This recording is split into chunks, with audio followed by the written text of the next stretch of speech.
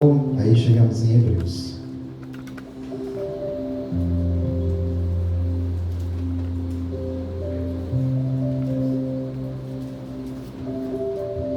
Glória a Deus.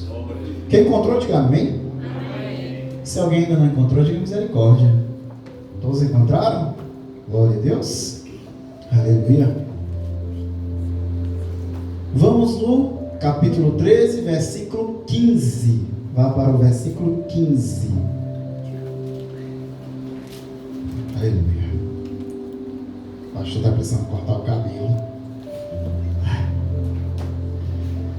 Hebreus 13, 15. A palavra de Deus nos fala: portanto, ofereçamos sempre por ele a Deus sacrifício de louvor, isto é, fruto dos lábios que confessam o seu nome. Quem já louvou Deus aqui nesse lugar? Glória a Deus. Portanto, oferecemos sempre por ele a Deus sacrifício de louvor, isto é, o fruto dos lábios que confessam o seu nome, e não vos esqueçais da beneficência e comunicação, porque com tais sacrifícios Deus se agrada. Obedecei a vossos pastores e sujeitai-vos a ele, porque velam por vossas almas, como aqueles que hão de dar conta delas, para que o façam com alegria e não gemendo, porque isso não vos seria útil. Amém? Pode sentar, amada igreja. Todos leram ou ouviram com atenção? Vou ler mais uma vez. A igreja agora só ouça com atenção. Portanto, ofereçamos sempre por ele a Deus sacrifício de louvor, isto é, fruto dos lábios que confessam o seu nome, e não vos esqueçais da beneficência e comunicação, porque com tais sacrifícios Deus se agrada. Obedecei a vossos pastores e sujeitai-vos a eles, porque velam por vossas almas, como aqueles que hão de dar conta delas, para que o façam com alegria e não gemendo, e não reclamando, porque isso não vos seria útil. Amém, amados? Eu queria me focar na parte do versículo 17 em diante, mas eu sempre gosto de dar uma contextualizada nas passagens que eu trago, principalmente quando é a passagem central da mensagem. Tá certo, igreja? A recomendação aqui, como o livro fala, o livro ele é destinado aos hebreus, né? Existem as epístolas locais, existem as epístolas universais, existem as epístolas pastorais, né? Temos ali, por exemplo, epístolas locais aqui, Romanos, 1 e 2 Coríntios, Colossenses, 1 e 2 Tessalonicenses, Gálatas, Efésios, Filipenses. Temos as epístolas pastorais, que 1 e 2 Timóteo, Tito, Filemon, né? E temos as epístolas universais, que é Tiago, 1, 2 e 3 João, 1 e 2 Pedro e Judas, que o livro de Judas não é o Judas Iscariote, não foi ele que escreveu, tá certo? Tem 3 Judas no Novo Testamento, tá certo, igreja?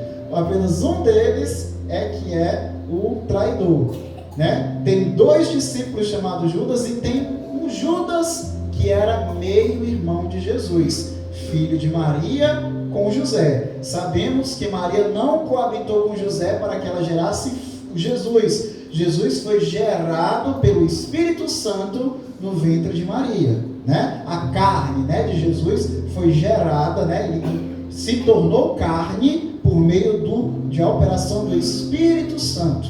Mas depois que Jesus nasceu, Maria e José, como um casal que eles eram, coabitaram e tiveram filhos, né? 2 deles se tornaram proeminentes dentro da igreja, que foi Tiago, da epístola de Tiago, e Judas, da epístola de Judas, tá certo? Só para explicar aqui, porque um dos principais objetivos da igreja. Tem dois grandes objetivos a igreja possui.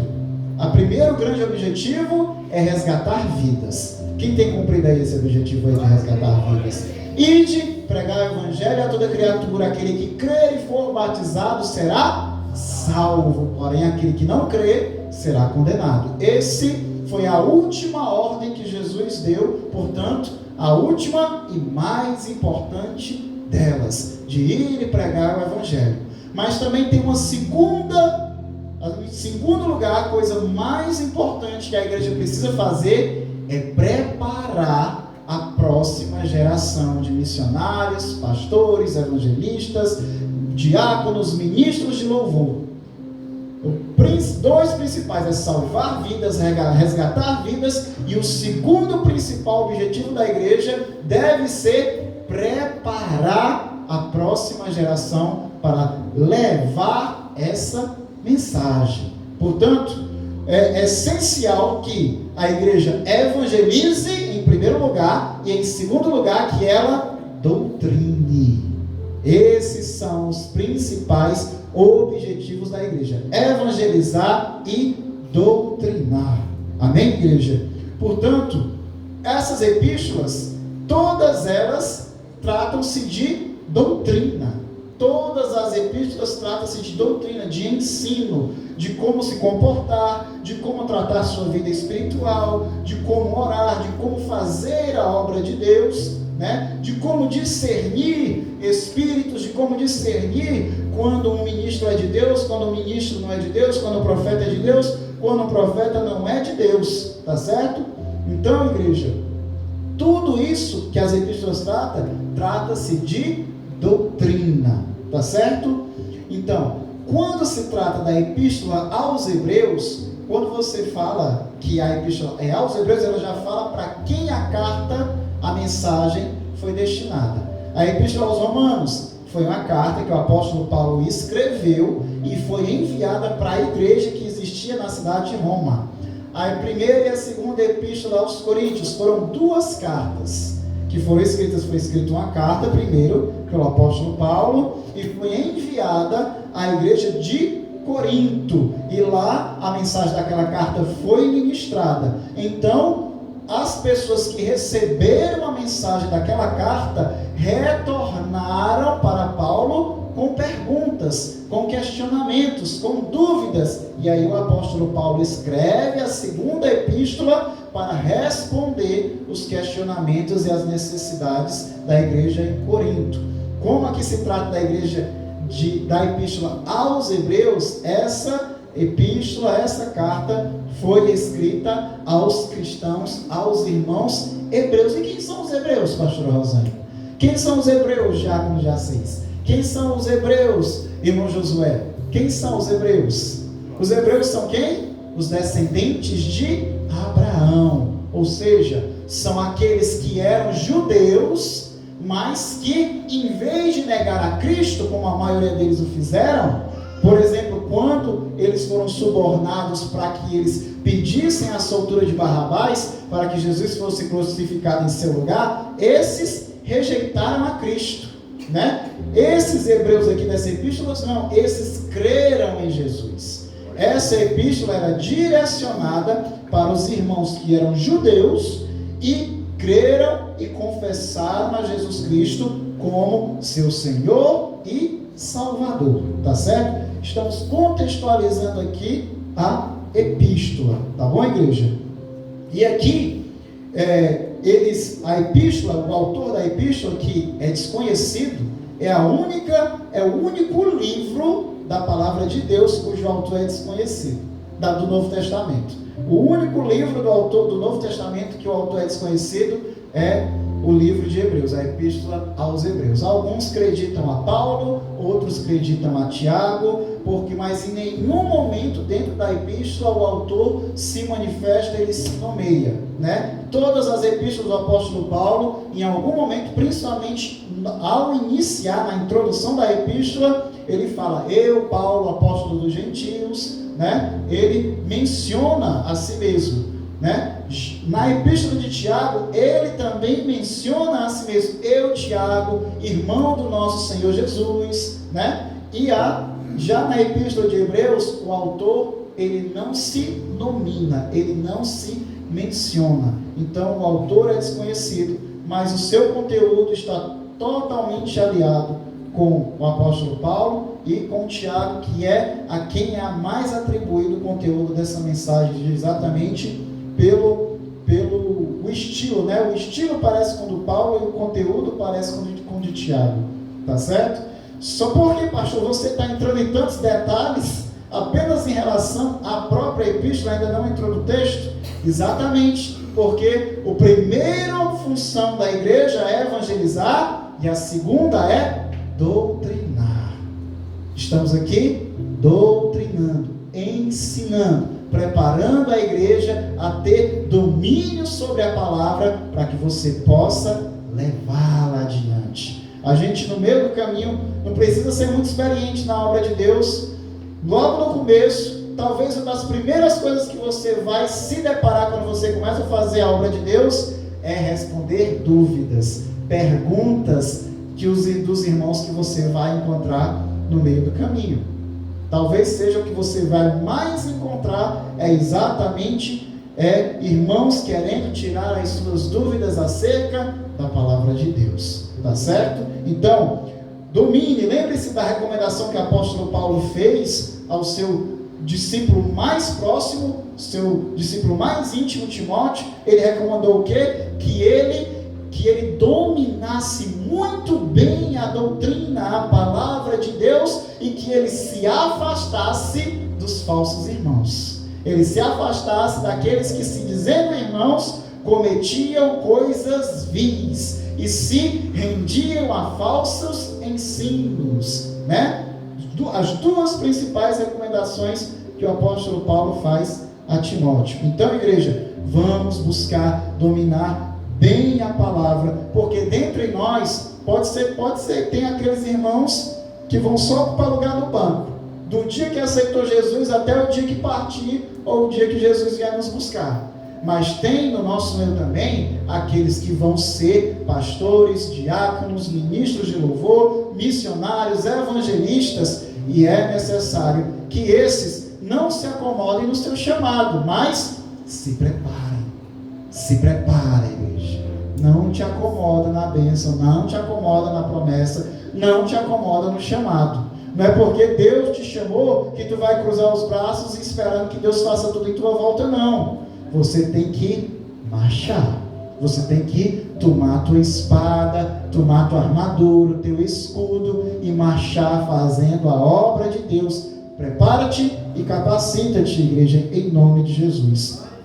E a recomendação aqui, veja bem, nós estamos no final do livro da Epístola aos Hebreus, já nos últimos versículos desse livro. E o que é que ele fala? Ele fala que nós, no final do livro, a recomendação que o autor nos dá é para que nós venhamos obedecer aos nossos pastores e nos sujeitar a eles, porque eles velam pelas nossas almas, como aqueles que hão de dar conta delas. Ou seja, temos que obedecer e nos sujeitar a eles, porque eles são responsáveis pela nossa vida.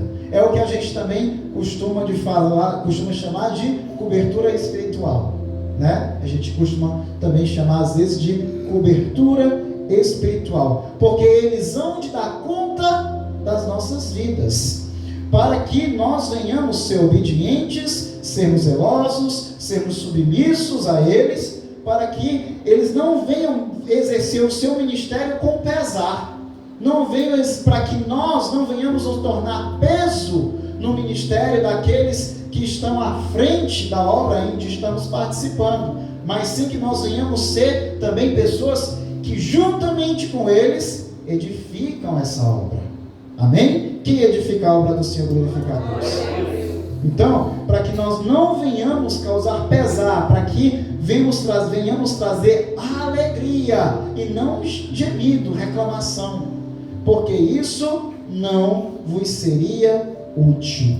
Existe, lá em Tiago 4, menciona um espírito de rebeldia, o espírito de facção, o espírito de divisão.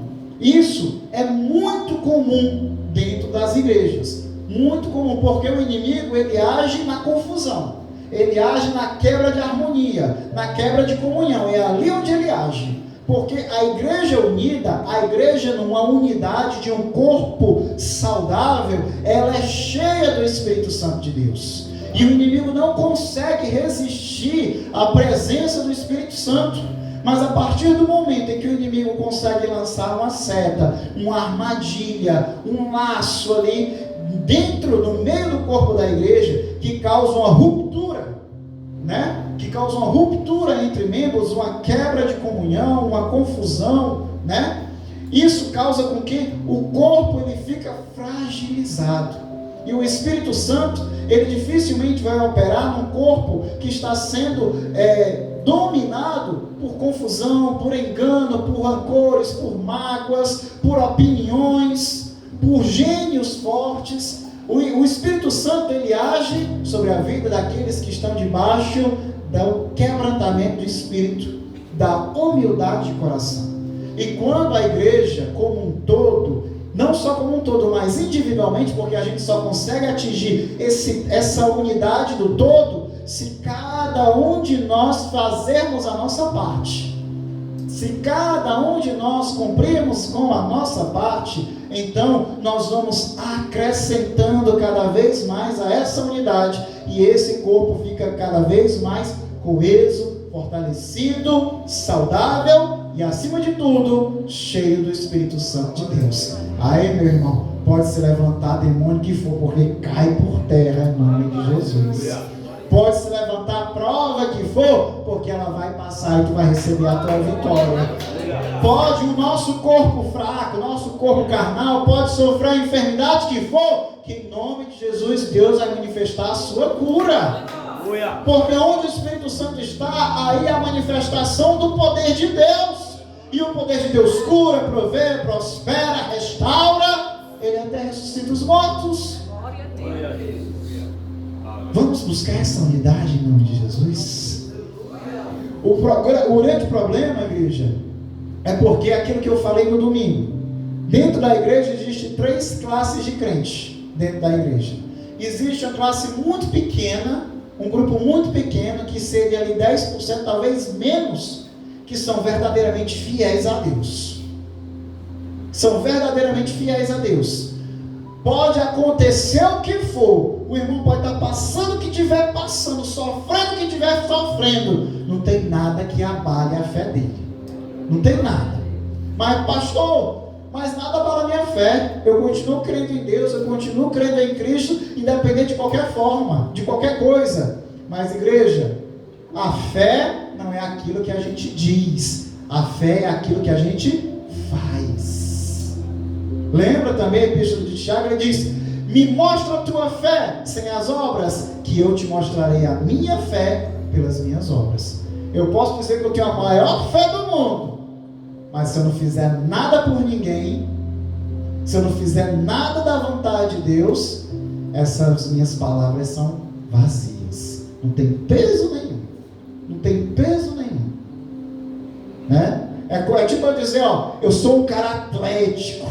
Eu subo ali o Morro da Sabiaguaba num pique só, correndo, e a barriguinha crescendo. Dá um lance de escada, já está suado, quase morrendo. A gente não é o que a gente fala, igreja. A gente é o que a gente vive, a gente é o que a gente faz. Glória a Deus.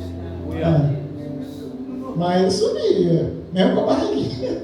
Não sei quantas paradas ele fazia antes de chegar lá em cima, mas ele sumia. Oh, glória. Estão entendendo, igreja? A fé não é a gente dizer que a gente tem, mas sim o que a gente faz. Eu posso dizer que eu sou cheio de fé, aí vem a primeira prova, aí eu largo o grupo de louvor, paro de evangelizar, tiro um mês de férias para não ir para a igreja, não oro mais, não pego mais na Bíblia. Os louvores que eu tocava em casa começam a tocar a música do mundo. O bem que eu fazia ao meu irmão me enchei de egoísmo. Não faço mais bem com ninguém, porque ninguém faz bem para mim. Aí você vai dizer que é cheio de fé desse jeito. A fé não é o que a gente diz. A fé é aquilo que a gente faz. Estão entendendo, igreja? E tudo, igreja, pode ter certeza, né? Efésios capítulo 6, né? Efésios 6 diz o quê? Que a carne milita contra o espírito e o espírito contra a carne, pois são opostos entre si. Ou é Gálatas 5? Efésios 6. A carne luta contra o espírito e o espírito luta contra a carne, pois são opostos entre si. Não é isso que a palavra nos diz? Ou seja, é uma luta constante, porque ninguém aqui partiu para Deus, ninguém aqui partiu para o céu, para Cristo.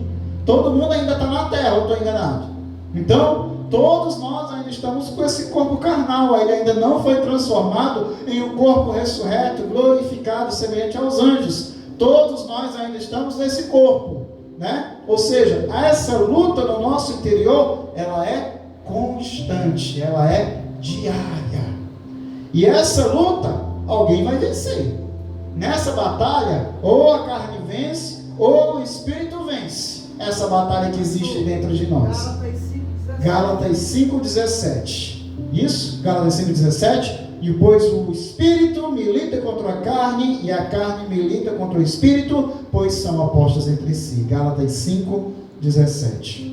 Né? Essa luta que acontece no nosso interior, ela é constante. E como é que a gente faz para que o espírito venha vencer essa luta? Porque para a carne vencer é muito fácil, igreja. Para a carne vencer é muito fácil, porque a carne, ela grita os seus desejos, as suas necessidades o tempo inteiro. O tempo inteiro ela está gritando, clamando pelos seus desejos serem feitos, serem manifestados. Agora, para você perceber qual é a necessidade, pelo que o teu espírito está clamando, igreja, tem que ter muita caminhada com Cristo para você alcançar essa sensibilidade espiritual. Tem que ter muita caminhada. Se você passa algumas horas, se você acordou, não deu tempo de tomar café da manhã, quando é 10 horas da manhã, teu estômago está roncando. É ou não é? Não dá nem tempo de chegar no almoço, você já está morrendo de fome. Quem acorda cedo é assim. É ou não é verdade, igreja? Agora, se tu passa uma semana sem ler a Bíblia, teu estômago vai roncar? Não vai. Tem gente que passa pela Bíblia 10 vezes durante o dia e não tira 5 minutos para abrir e ler. Às vezes, um versículo. Na correria, pelo menos um versículo é 30 segundos. Pá! Pelo menos é um lanchezinho ali espiritual. Você não vai sentir o seu estômago roncar porque você passou uma semana sem se alimentar da palavra. É ou não é verdade? Se você passar o dia todo sem tomar banho, no final da tarde, passar misericórdia. Triste é de quem pegar o ônibus com você. É ou não é verdade, igreja? Aí um banhozinho parece até que você fica mais leve. É que se um dia quente como foi hoje foi quente, né? Toma um banho de manhã, você sai do banheiro, já está suado. Já está suado. Aquele dia todo acumulando suor, sujeira, poluição, fumaça. E aí, quando chega no final do dia que você toma um banhozinho, parece até que você perdeu uns 5 quilos ali, do banhozinho que você tomou. É ou não é verdade? Mas se você passar uma semana sem orar, não vai ter nada fedendo na tua vida não. Teu sovaco vai estar bonzinho.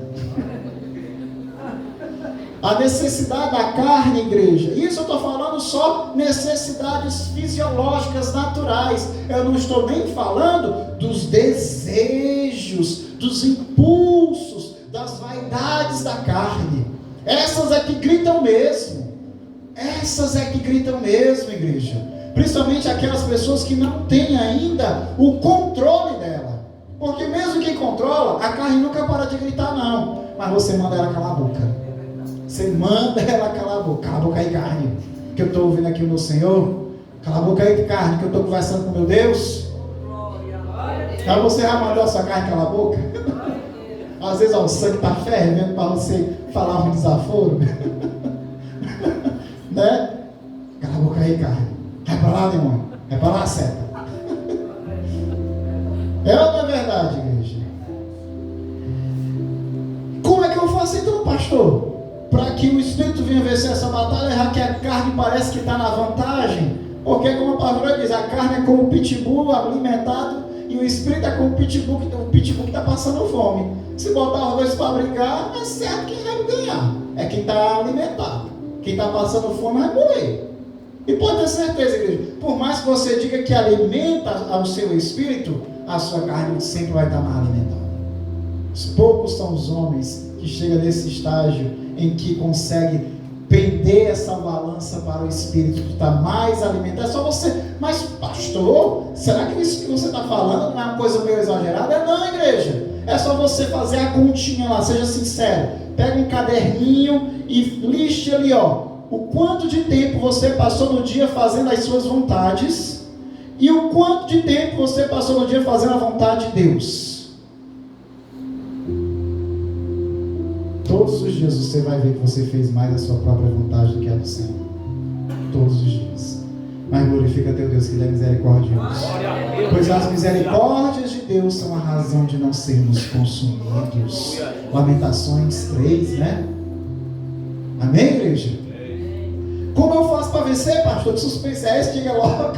Igreja, como tudo na vida que tem valor, como tudo na vida que é necessário ser conquistado, é por meio de disciplina. E o que é disciplina? Disciplina é aquilo que eu faço mesmo quando eu não quero fazer. Eu faço porque eu preciso. Eu não quero ir para a escola, mas tem que ir para a escola. Se não, repete de ano. Se não passar de ano, você não vai conseguir um bom emprego. Se não passar de ano, você vai ser um ignorante que não sabe nem ler o preço das coisas que você quer comprar. Mas eu não quero ir trabalhar, mas tem que ir trabalhar, porque se não trabalhar não tem salário para pagar as contas, botar a comida na mesa. Você vai por quê? Porque necessita, é necessário, ou seja, disciplina. Nas coisas do Senhor é a mesma coisa. Mas eu não quero ler a Bíblia, mas eu vou ler mesmo assim, porque o meu espírito precisa. Mas hoje eu estou cansado para orar. Mas você vai orar mesmo assim, porque você precisa desse relacionamento, dessa conversa, desse diálogo com Deus. Mas eu não quero ir para a igreja, porque às vezes a palavra é de exortação. Eu gosto de palavra de vitória, de bênção, de promessa. Eu não gosto de palavra de doutrina. Mas é porque hoje quem canta é o grupo tal. Eu gosto do outro grupo que canta no outro dia. Mas você assim, mesmo assim vai. Por quê? Porque o teu espírito precisa estar na presença de Deus. Glória a Deus. Glórias. Mas eu não quero fazer bem ao meu irmão, porque meu irmão não merece. E desde quando qualquer um de nós mereceu qualquer bem da parte de Deus? O bem que Deus nos fez foi imerecido, foi pela sua graça. E aqueles que têm um encontro com Deus recebem de Deus o dom do Espírito. O seu Espírito é derramado sobre nós. E se o Senhor está derramando o seu Espírito sobre a nossa vida, nós cada vez mais nos tornamos parecidos com Ele. Se Ele é cheio de graça, nós começamos a nos tornar também cheios da sua graça. Se Deus é cheio de amor, porque Ele é amor, nós começamos a nos encher desse amor. Se Deus é misericordioso, nós começamos a nos encher dessa misericórdia. Se Deus é justo, começamos a nos encher dessa justiça. Se Deus é verdadeiro, nós abandonamos a mentira, a falsidade, a hipocrisia. Quem está se enchendo do Espírito Santo de Deus agora? Analise a sua vida com sinceridade. Cada um de nós. Se aquilo que você está fazendo e falando parece com aquilo que Deus faz e com aquilo que Deus nos diz. Aleluia. Por que, pastor, você está falando tudo isso também, igreja? Por quê? Porque, igreja, como eu falei, o principal objetivo da igreja é evangelizar, é resgatar vidas, e o segundo principal é doutrinar, para que seja preparada a próxima geração de líderes da igreja, tá certo? E os líderes, os missionários, os evangelistas, os pastores, os diáconos, os ministros de louvor, ou mesmo ainda os irmãos que ainda não têm cargo nenhum nominado, mas ele já tem o chamado de Deus. Já tem o chamado de Deus. Às vezes o Senhor vai te provar aí, mesmo você ainda não foi apresentado como nada na igreja, não foi consagrado como nada na igreja, mas Deus já tem um chamado contigo, já quer te testar e quer te preparar. Tu vai se deparar com situações que vão te provar. Tu vai se deparar com situações que a tua fé vai ser provada, que as pessoas, o inimigo vai tentar fazer você se envergonhar do Senhor. Isso acontece muito entre os jovens. Os jovens têm amizades com pessoas do mundo, e aí, quando de repente a conversa entra na questão do ponto da sua fé, de repente a pessoa se acanha e fica envergonhada da fé que ela tem.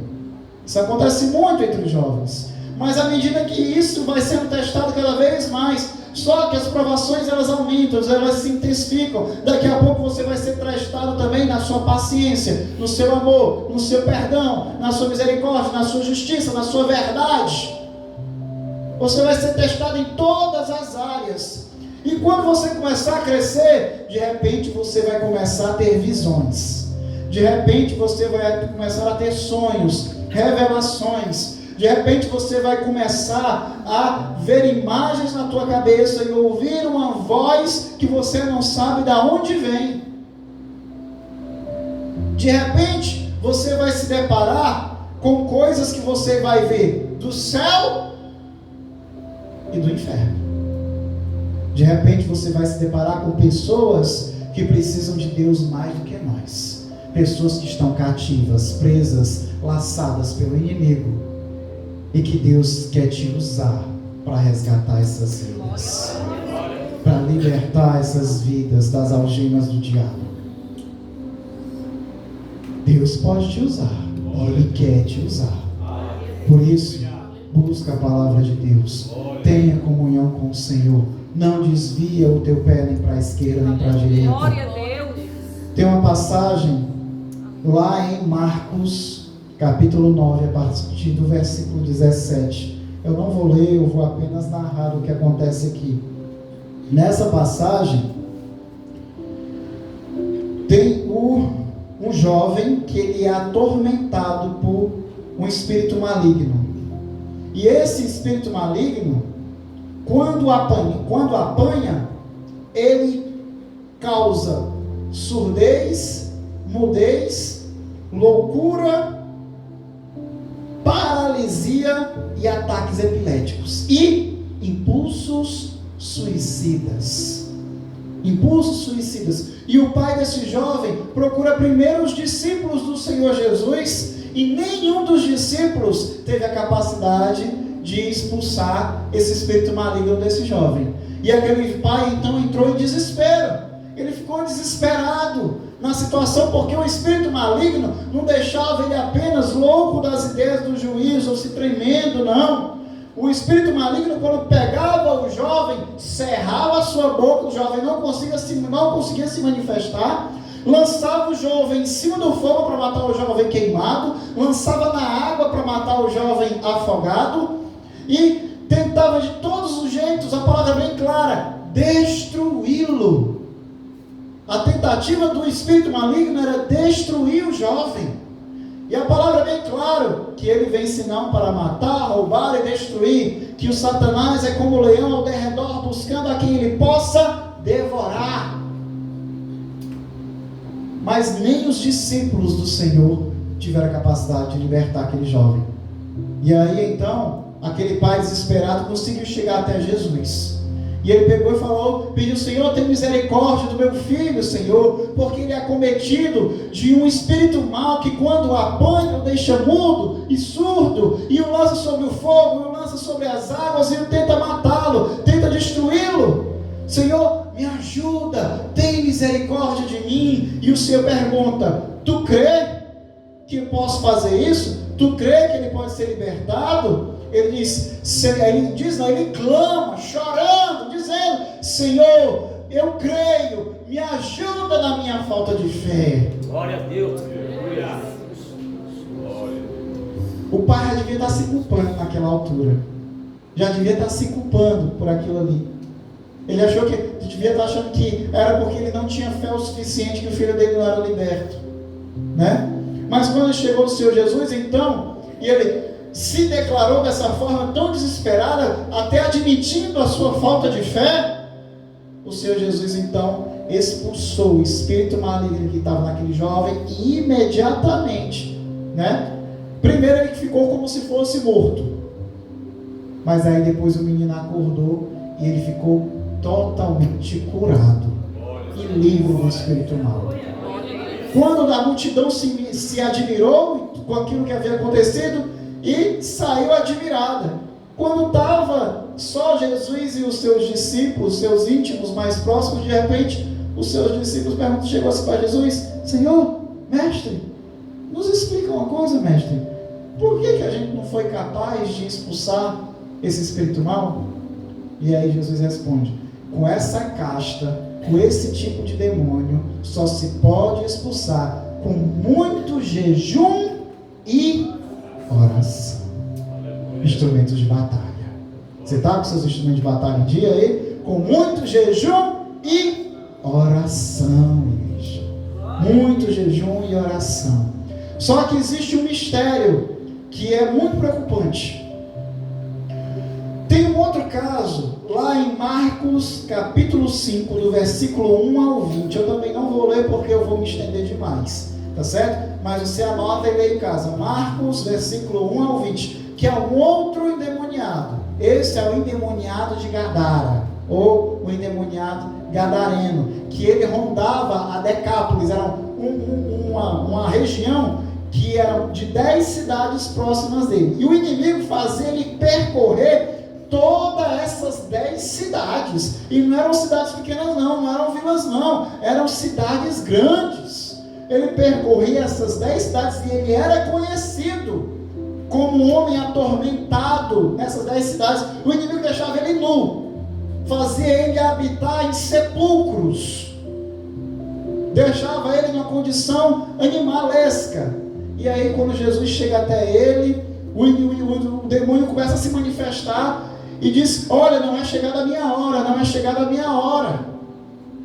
Ele diz: pelo menos permite que a gente permaneça nessa província, não nos mande ainda para longe, pelo menos permite que a gente permaneça nessa província. Os demônios ali pedindo para o Senhor Jesus, e aí o Senhor Jesus já exortando. Aí daqui a pouco o demônio pergunta: a gente pode pelo menos entrar naquela manada de porcos? Aí o Senhor vai, expulsa eles, eles vão e entram na manada de porcos, e ali, primeiro, aliás, detalhe importante que eu não posso esquecer, Jesus pergunta qual é o nome dele.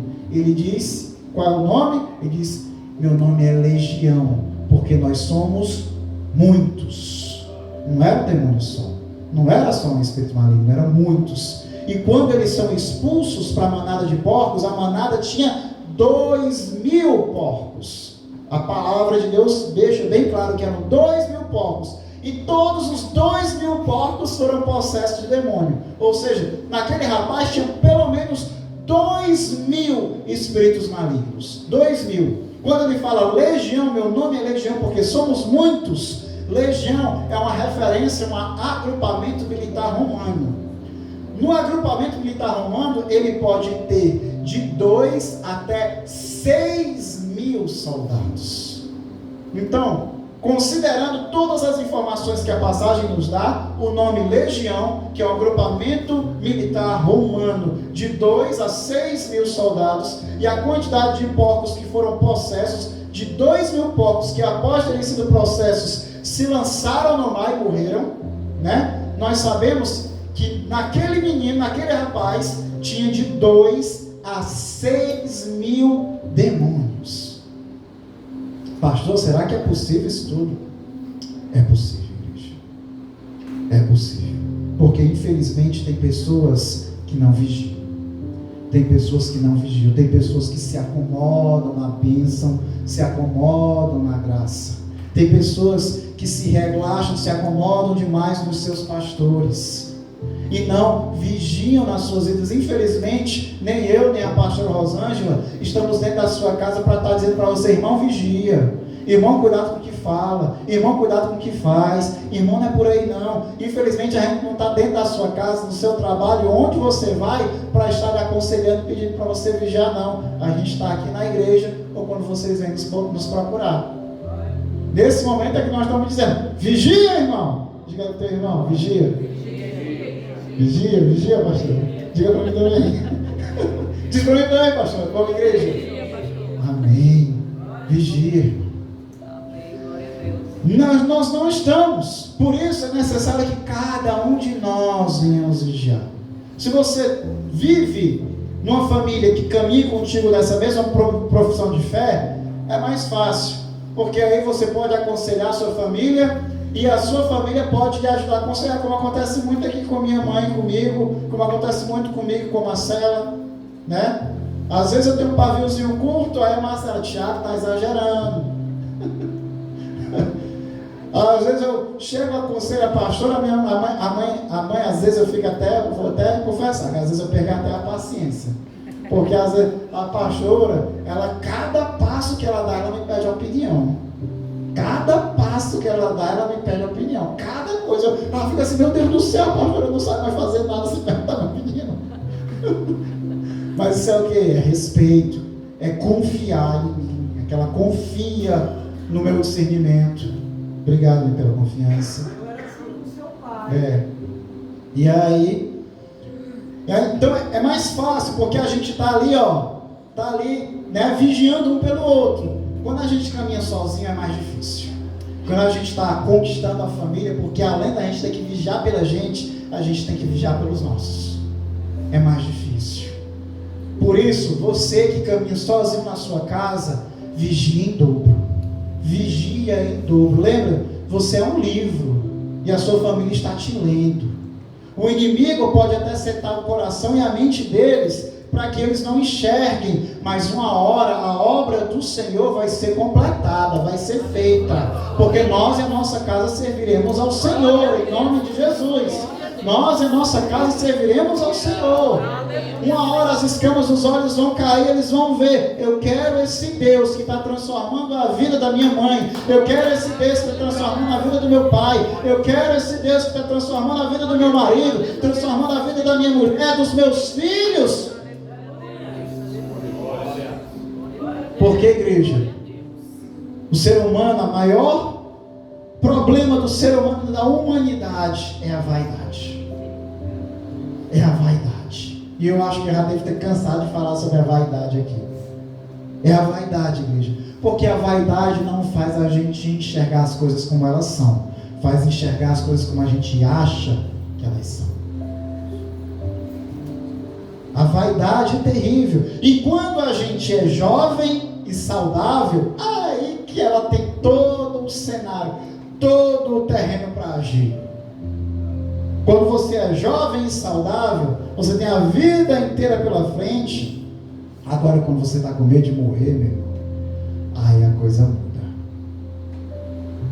A tendência, as pessoas quando envelhecerem, tem aquela pessoa que vai assim, ele é jovem, aí a vaidade vai subindo, vai subindo, vai subindo, vai subindo, vai subindo, vai subindo, vai subindo, né? Ela sobe muito rápido ali quando passa dos 18, quando ela começa a achar que não precisa mais do pai e da mãe. Quando começa a achar que não precisa mais do pai e da mãe, ela dá uma guinada assim para cima, a vaidade, começa a se achar mesmo, né? Aí começa a quebrar a cara, pá, pá, pá, pá. Mas tem uns que são teimosos, que continuam subindo, aí vira aquele adulto amargurado, desagradável, vira aquele coroa chato, que o pessoal convida para as festas mesmo, só por consideração, aí vira aquele velho ranzinza. Mas aí quando esse aí começa a ver, a tosse chegando, precisando se internar, precisando tomar uns remédios diferentes, já não consegue mais subir um lance de escada, é dor no joelho, é dor nas costas, é o coração que de vez em quando dá um susto. Aí, essa vaidade, cadê meu Deus? Deus tem misericórdia de mim. Tem paciência, igreja. Porque mesmo aquele com o coração mais duro, quando está entre a morte e Deus, vai escolher a Deus. Vai escolher a Deus. Mesmo aquele que tem o coração mais endurecido, esse vai. Em nome, você crê? Você crê? Deus não vai deixar nenhum dos nossos se perder. Agora, o que é muito triste, como é que a pessoa chega de uma condição de possessão para a condição de que ela está sob domínio de legiões? Como é que ela chega? Como eu comecei falando. Por quê? Porque elas não vigiam no seu caminhar. Elas vivem a sua vida não de acordo com a vontade de Deus. Não buscam nem se esforçar para alinhar. Deixa eu ver aqui o que é que eu tenho, o que eu desejo para a minha vida, que talvez Deus também se agrade. Não faz nenhum esforço. Não faz nenhum esforço. Né? Pessoas que vivem totalmente entregues aos seus desejos, às suas vaidades. E aí, quando as coisas dão errado, corre para o pastor. Pastor, ora em mim. Pastor, ora por mim. Pastor, estou precisando de ajuda. Irmãos, orem por mim. Aí vira o crente 6 horas. 6 horas por mim, 6 horas por mim, 6 horas por mim. Mas aí, ouve a palavra, entra aqui e sai aqui. A palavra, em vez de subir para a cabeça e descer para o coração, ela entra aqui e sai aqui. Eu não vou exigir que você decore letra por letra do que está sendo pregado aqui essa noite, não. Mas que você pegue pelo menos a essência dessa mensagem. Agarra a essência dessa mensagem, agarra. Em nome de Jesus, agarra a essência dessa mensagem. Aleluia.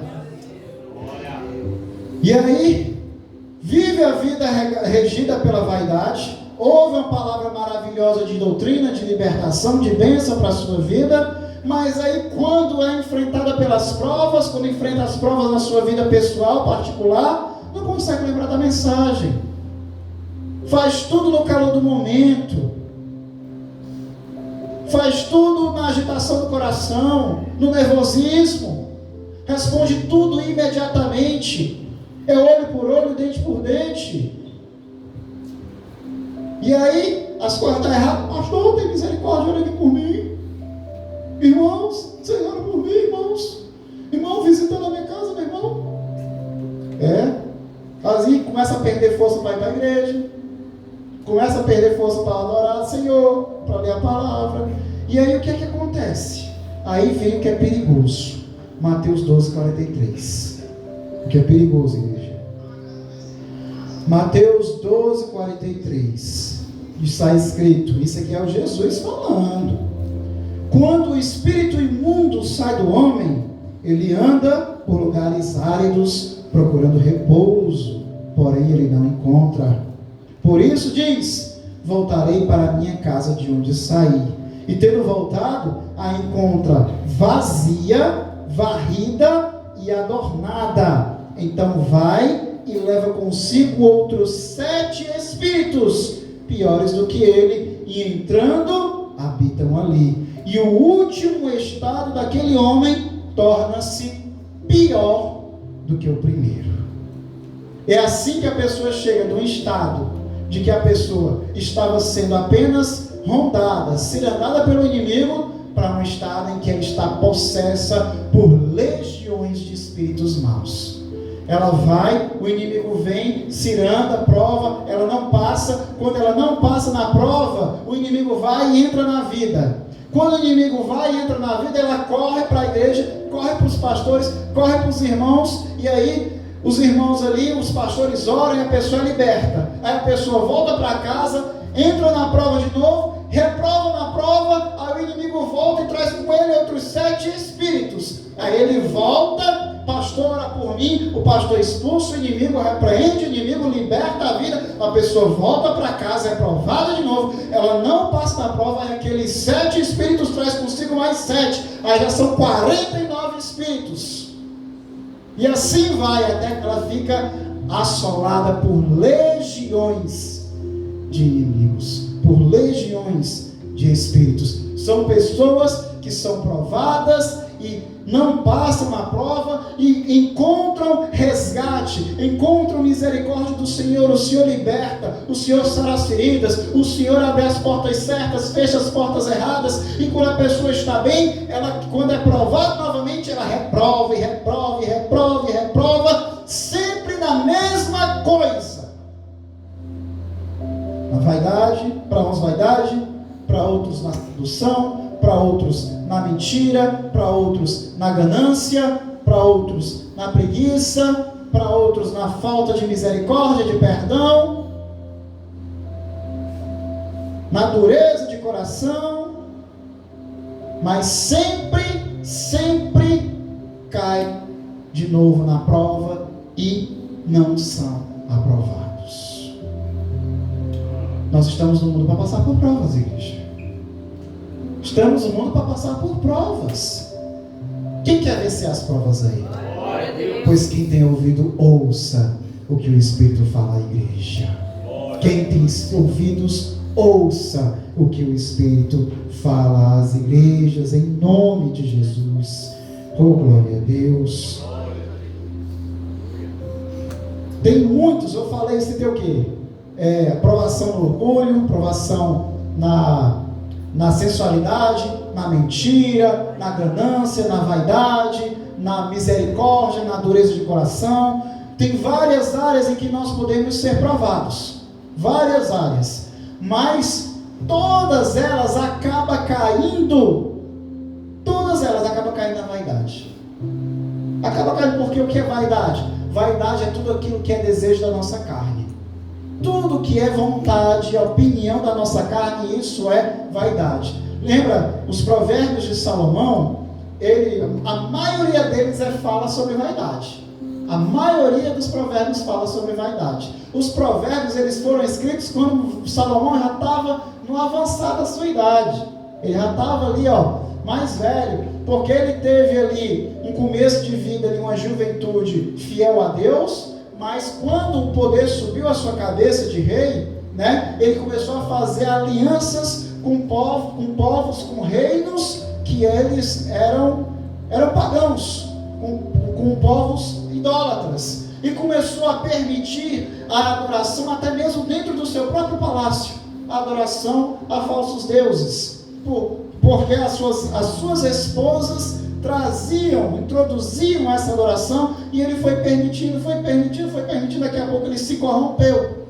Mas quando ele atingiu a sua velhice, medo de morrer, olha aí o medo de morrer, medo de morrer, quando você está entre a morte e Deus, você sempre vai escolher Deus.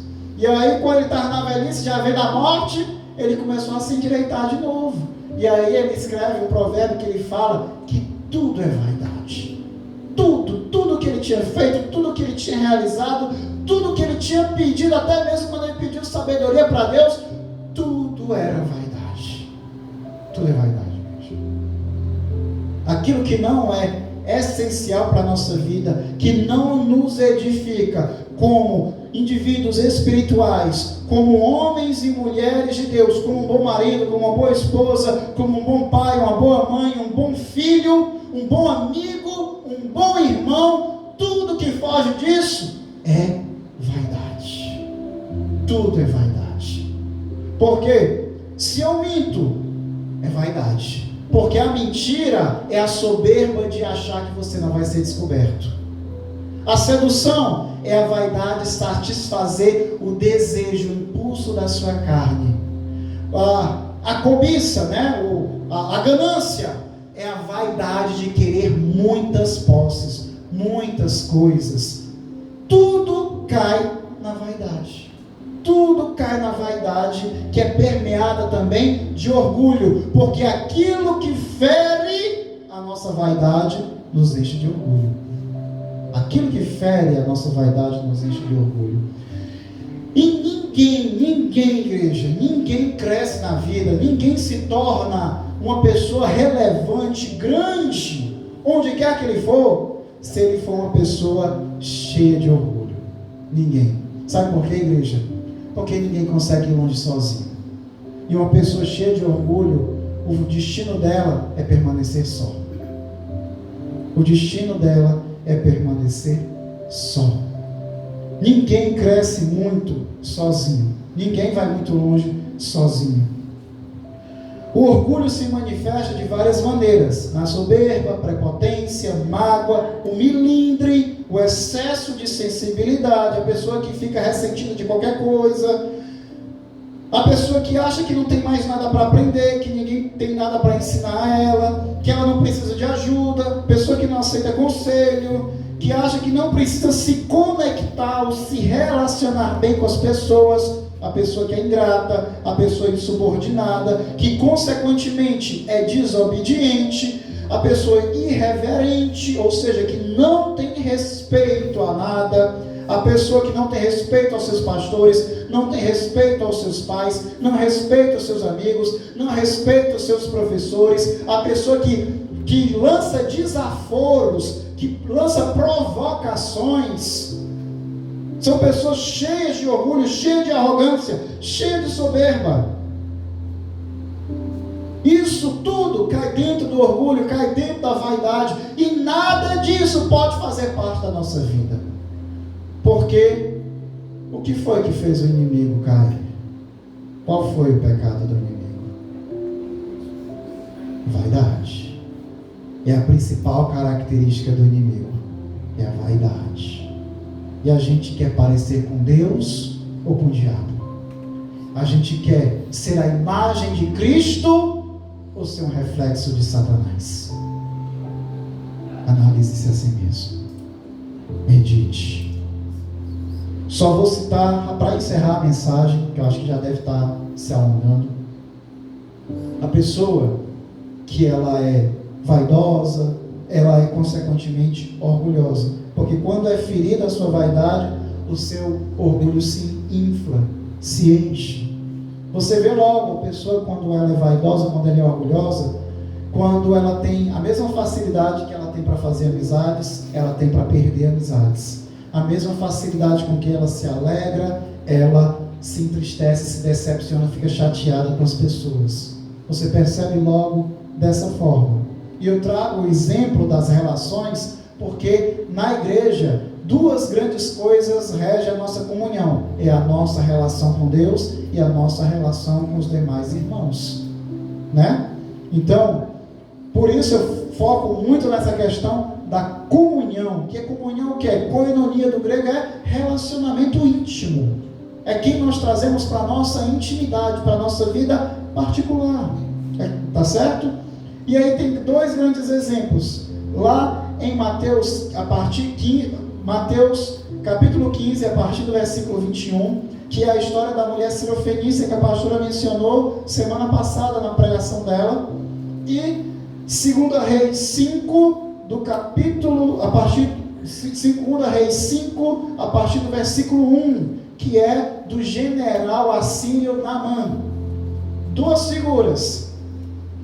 Essa mulher sirofenícia, Jesus estava caminhando de uma cidade para outra, e no meio do caminho, ele se deparou com essa mulher que o perseguia, que ia seguindo ele e clamando: Jesus, filho de Davi, tem misericórdia de mim. Ela clamava igual como clamava o cego Bartimeu: Jesus, filho de Davi, tem misericórdia de mim, porque ela também tinha uma filha atormentada por espíritos malignos, endemoninhada.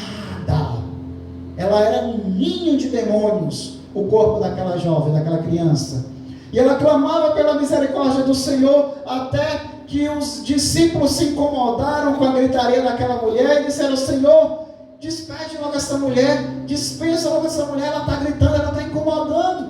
E Jesus diz: eu não vim senão para as ovelhas perdidas da casa de Israel. Já pensou se alguém chega aqui na igreja e busca o pastor e o pastor responde assim: pastor só quer ser achado. E aí não parou aí não. Volta. Pastor só quer ser achado. Bota aí mais de novo o fundo musical, já que deu 1 hora de pregação, pastor. Ô, pastor, para pregar. Misericórdia. Eu espero que a igreja esteja se alimentando verdadeiramente. Deus está te preparando também, igreja. Te alimentando e te preparando. Em nome de Jesus. E aí, não ficou só nisso daí não. Ela continuou clamando. E aí, Jesus pega e diz para ela: não é bom tirar da mesa dos filhos para dar aos cachorrinhos. E aí a mulher diz: mas Senhor, até os cães comem das migalhas de seus donos, de seus senhores. E aí Jesus: oh mulher, grande é a tua fé, mulher. Eis que eu não encontro Israel uma fé como a tua. Vai, a tua filha está curada, a tua filha está liberta. Já pensou você? Eu não vim senão para as ovelhas perdidas a casa de Israel. Jesus diz o quê? Eu não vim para ti não. E aí quando ela insiste, Jesus responde: não é bom tirar da mesa dos filhos para dar, porque ela estava chamando a mulher e a filha dela de cachorro. Já pensou se algum de nós fala uma coisa dessa para qualquer um dos nossos irmãos? Você cria um inimigo mortal na mesma hora. Jesus ali estava testando o quê? A fé daquela mulher. A fé. Já pensou se aquela mulher fosse uma mulher orgulhosa?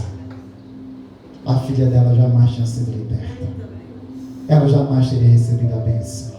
Portanto, quando Deus te provar, no que quer que for, na paciência, no amor, no perdão, na misericórdia, no que quer que for, na verdade, na justiça, ser fiel a Deus, confia nele. Não deixa o orgulho guiar a tua vida. E aí tem também o general Naamã, homem poderoso, de autoridade, o maior general, o maior conquistador do exército assírio, o exército que conquistou Samaria, que Samaria fez uma aliança com ele para tentar não ser dominado.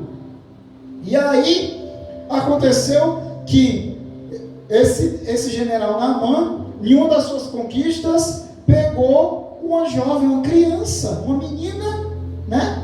E levou ela para ser serva, escrava na sua casa. E aí aquela menina, quando viu a situação do dono da casa, do general Naamã, falou assim para a esposa de Naamã, dizendo: ah, se o meu senhor Naamã conhecesse o profeta que tem em Samaria, certamente ele ficaria curado dessa lepra. Olha como essa menina era uma menina de Deus, uma criança sendo usada por Deus, porque ela, mesmo sendo tirada do seu povo, da sua nação, da sua família, e sendo levada para trabalhar à força na casa de estrangeiros, ela não perdeu o caráter de Deus na sua vida. Ela continuou sendo fiel a Deus e misericordiosa, mesmo em relação àqueles que a capturaram. Porque melhor do que ver o nosso inimigo perecer é ver nosso inimigo se converter ao Senhor. Foi assim que Deus usou aquela menina. E aí o rumor chegou até os ouvidos de Naamã. Falaram para Naamã desse profeta, por causa do que aquela menina que trabalhava na casa dele falou. E ele chegou até o rei da Síria e pediu carta de autorização para ir até o profeta em Samaria. Quando chegou lá, primeiro o rei de Samaria, né? Um rei desviado, que era para ser fiel a Deus, estava desviado, ficou morrendo de medo. Meu Deus do céu, vem esse general agora aqui para eu receber, e ele quer ser curado da lepra. Por acaso agora eu virei Deus para estar curando os outros de lepra? Aí o profeta Eliseu soube da vida dele e mandou dizer ao rei: olha, rei, não te preocupa não, que o negócio dele não é contigo não, o negócio dele é comigo, não te preocupa não. E aí quando chegou até o profeta Naamã, chegou assim, só na porta da casa do profeta. O profeta nem saiu, só mandou recado, disse assim: ó, vai, fala a Naamã para ele ir até o Rio Jordão e mergulhar 7 vezes. Naquele momento o Naamã ficou ofendido. Ali veio o orgulho, a vaidade foi ferida. Quando a vaidade é ferida, o orgulho infla. Naamã disse: eu viajei isso aqui tudinho, e esse homem não vai nem me receber. Ele manda um menino de recado para falar comigo, e ele vem me mandar me tomar banho no Rio Jordão, um rio pequeno.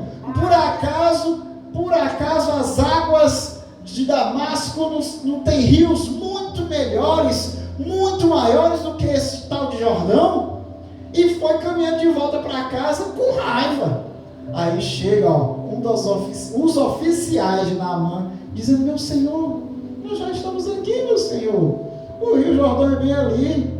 Se o profeta tivesse mandado tu fazer uma coisa muito difícil, tu faria? Eu disse: eu faria. Ele mandou tu fazer uma coisa fácil, simples, o que custa lá? Olha o que é que um bom conselheiro faz. Um mau conselheiro, um mau amigo vai dizer: Naamã tem razão, que profeta desaforado, um homem importante como tu nem te recebeu, vamos embora para casa e largar essa terra de gente pobre. O mau amigo vai te aconselhar de acordo com a tua vaidade, não de acordo com aquilo que tu precisa. O bom amigo vai dizer aquilo que tu não quer ouvir, mas vai edificar a tua vida. E aqui, ali, aqueles oficiais, mesmo conhecendo Deus, foram usados por Deus para aconselhar aquele jovem. Olha só o círculo que estava em torno de Naamã. A menina falou sobre o profeta. A esposa do general falou para o general que a menina tinha dito. Ele foi até lá, o profeta usou um emissário, um menino de recado para falar com ele. E os oficiais que estavam em sua volta o aconselharam a dar ouvidos à voz do profeta. Coloque em tua volta aqueles que edificam a tua vida, aqueles que te aconselham segundo a vontade de Deus, aqueles que mesmo falando contra a tua vaidade, tua opinião, mesmo falando contra aquilo que tu acha, te fala a verdade para edificar a tua vida. Naamã foi, mergulhou 7 vezes e a palavra fala que ele saiu com a pele restaurada como a pele de um bebê. Esse é o Deus que nos serve. Esse é o Deus que nós servimos. Esse é o Deus que está sendo pregado aqui. E Ele quer te entregar desta unção. Te prepara, te capacita. Recebe dessa palavra. E em nome de Jesus, nós e a nossa casa serviremos ao Senhor. Que Deus nos abençoe. Amém. Vamos adorar o Senhor. Vamos para lá.